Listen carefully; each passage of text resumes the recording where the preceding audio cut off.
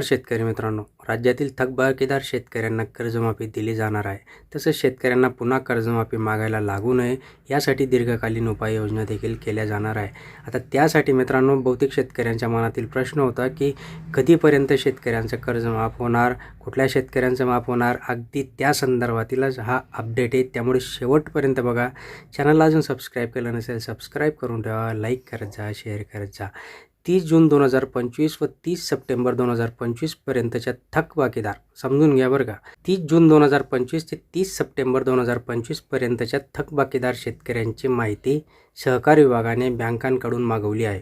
यात 1990 पासूनचे थकबाकीदार आणि वारंवार कर्जमाफीचा लाभ घेणाऱ्या शेतकऱ्यांची देखील माहिती याच्यामध्ये आहे.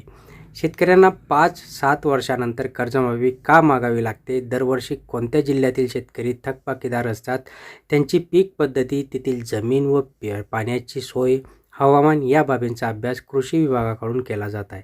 राज्य सरकारने कर्जमाफीच्या अभ्यासासाठी माजी सनदी अधिकारी प्रवीणसिंग परदेशी यांच्या अध्यक्षतेखाली ही समिती नेमली असून याचा अहवाल पुढील 1.5 महिन्यात शासनाला सादर होणार आहे. त्यानंतर दीर्घकालीन उपाययोजना आणि कर्जमाफीचा निर्णय घेतला जाणार असल्याचं समोर येत आहे. आता साधारणतः 40,000 कोटी रुपये यासाठी लागणार आहेत.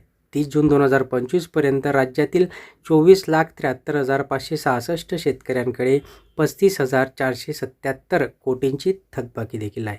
त्यात जर सगळ्या जिल्ह्यांचा विचार केला तर जिल्हा मध्यवर्ती बँकांचे 24,000 शेतकरी थकबाकी म्हणजे संपूर्ण. आता आपण हे सोलापूर जिल्ह्याचं बघतोय, तर बाकीचं जे काही ते सगळंच आहे. आता याच्या दरम्यान 2020 ते 21 आणि 24 ते 25 या 5 वर्षातील नियमित कर्जदार शेतकऱ्यांचीही माहिती याच्यामध्ये आहे. म्हणजे 2020 ते 25 पर्यंत ज्या शेतकऱ्यांनी नियमित कर्जमाफी भरली आहे अशा शेतकऱ्यांना देखील इथे माहिती देण्यात येत आहे. म्हणजे त्यांना देखील इथे अनुदान मिळणार आहे. प्रोत्साहनपर अनुदान इथे दिलं जाणार असल्याचे इथे समजते. आता या सगळ्यांचा जर विचार केला तर 30 जून 2025 व 30 सप्टेंबर 2025 पर्यंतच्या सर्व थकबाकीदार शेतकऱ्यांची माहिती बँकांकडून दिल्याशिवाय आणि त्यामागील 5 वर्षातील नियमित कर्जदारांची देखील माहिती इथे घेतली जात आहे.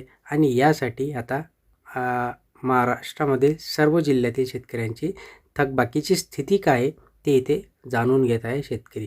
या सगळ्यांचा जर विचार केला तर महाराष्ट्रामध्ये जे की आपले शेतकरी आहेत त्या शेतकऱ्यांसाठी लवकरात लवकर कर्जमाफीचा निर्णय हा घेण्यात येणार आहे मित्रांनो. धन्यवाद.